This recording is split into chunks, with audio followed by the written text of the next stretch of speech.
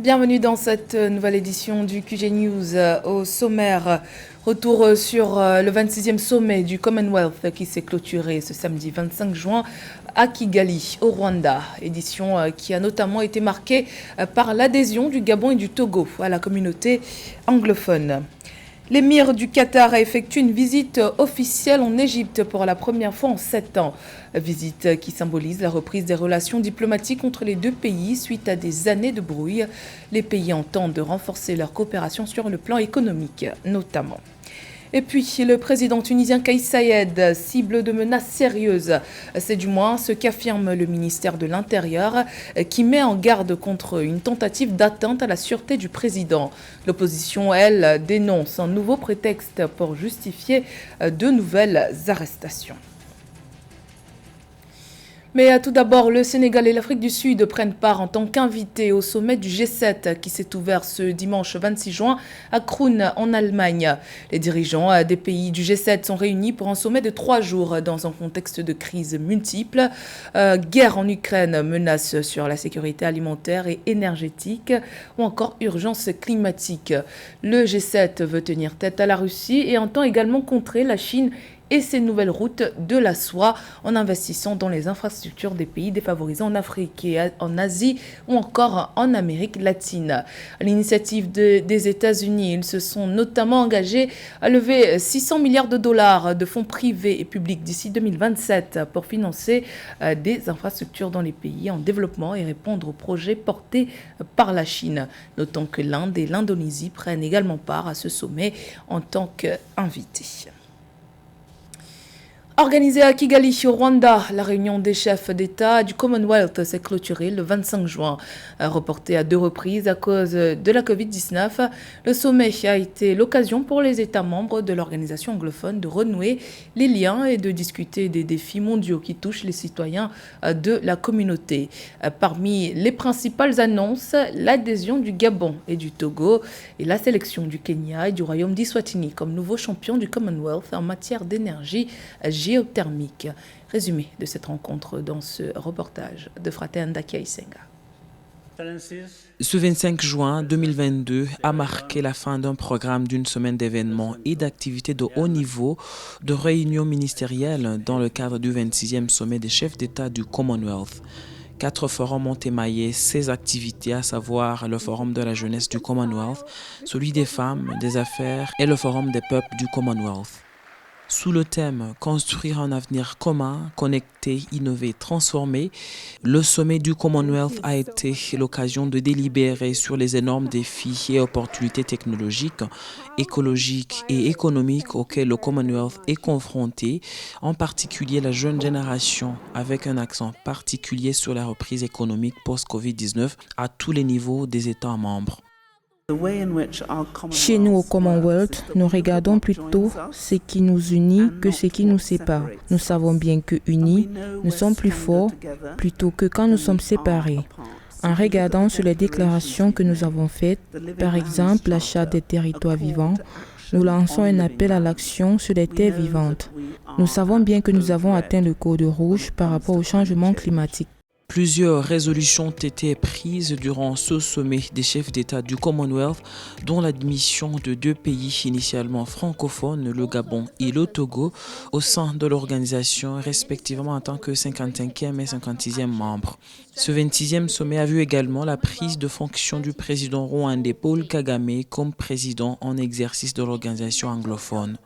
As incoming chair in office, I look forward to continue.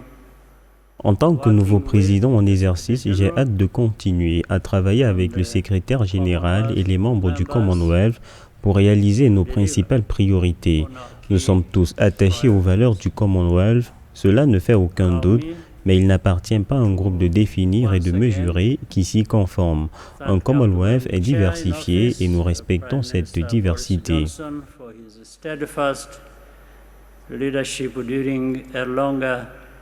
Than usual mandate due to COVID pandemic. Le Kenya et le Royaume d'Eswatini ont été désignés champions du Commonwealth pour diriger l'action de la communauté en matière d'énergie géothermique. Le sommet a également vu la réélection de Patricia Scotland en tant que secrétaire générale du Commonwealth pour les 2 prochaines années. Le prochain sommet des chefs d'État du Commonwealth est prévu aux îles Samoa en 2024. Une nouvelle page s'ouvre dans les relations entre l'Égypte et le Qatar. Après des années de bruit diplomatique, l'émir du Qatar, Cheikh Tamim Ben Hamad Al Thani, était en visite officielle au Caire à l'invitation du président Abdel Fattah Al-Sisi. Les deux dirigeants ont notamment discuté du renforcement des liens dans les domaines de l'énergie et de l'agriculture, ainsi que l'approfondissement de la coopération en matière d'échanges commerciaux et en particulier concernant les flux d'investissement du Qatar à destination de l'Égypte. Les détails dans ce sujet de Samantha Sabero.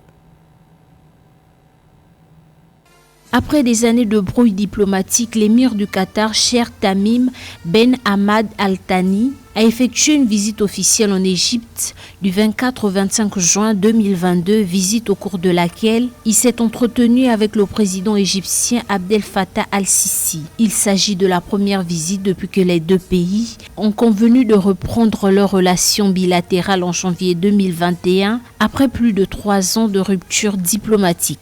Cette visite d'abord signe le retour et la normalisation des relations entre les deux pays. L'Égypte est un pays phare. Il s'est beaucoup fâché, notamment pendant la révolution où la chaîne qatarienne avait pris position pour les frères musulmans. Au cours de la rencontre, les deux dirigeants ont discuté du renforcement des liens dans les domaines de l'énergie, de l'agriculture, ainsi que l'approfondissement de la coopération en matière d'échanges commerciaux et en particulier des afflux d'investissement du Qatar à destination de l'Égypte. C'est peut-être aussi une manière de normaliser pour apaiser des tensions fortes dans un contexte mondial grave avec la guerre en Ukraine et ses effets sur les monarchies du Golfe avec le renchérissement des matières premières en termes alimentaires surtout. Voilà, le contexte incite à la sagesse et à la pratique de la modération. Rompues durant 3 ans, les relations diplomatiques entre les deux pays n'ont repris qu'en janvier 2021 dans le cadre d'une réconciliation scellée entre le Qatar et 4 pays arabes. L'Égypte, l'Arabie Saoudite, les Émirats Arabes Unis et Bahreïn avaient mis fin en juin 2017 à leurs relations avec le Qatar, accusés notamment d'être trop proches de l'Iran et de soutenir les frères musulmans, des accusations niées par Doha. Climat politique sous tension à quelques semaines de la tenue du référendum constitutionnel en Tunisie. Le 24 juin dernier, le ministère de l'Intérieur a affirmé au cours d'une conférence de presse que le président Kais Saied faisait l'objet de menaces, pendant que le pouvoir en place émet des soupçons à l'endroit de plusieurs opposants politiques suite au gel du Parlement. Ces derniers estiment qu'il s'agit d'un règlement de compte visant les adversaires politiques. Le point sur la situation avec Ameneji. Le porte-parole du ministère tunisien de l'Intérieur, Fadila Khélifi, a annoncé le 24 juin 2022 lors d'une conférence de presse à Tunis l'existence de graves menaces à l'égard de la sécurité du président de la République, Kais Saied. Essuyant de nombreuses critiques de l'opposition pour l'avoir écarté d'un dialogue national sur une nouvelle constitution, le chef d'État tunisien avait, fin mars 2022, annoncé la dissolution du Parlement afin de préserver l'État. L'élection notamment du président Al-Kais Saied a suscité beaucoup d'espoir en Tunisie. Mais malheureusement, quelques mois après, nous constatons que nous sommes à la croisée des chemins avec une cristallisation, une centralisation du pouvoir au sein de l'exécutif, avec la fin de tous les principes démocratiques sacrés liés à la répartition du pouvoir entre le pouvoir législatif, exécutif et judiciaire. Donc autant de questions qui suscitent aujourd'hui que l'appareil démocratique tunisien est en situation d'insécurité. On peut déjà comprendre l'interpellation faite par les services d'État concernant la sécurité physique et l'intégrité du président en tant que tel.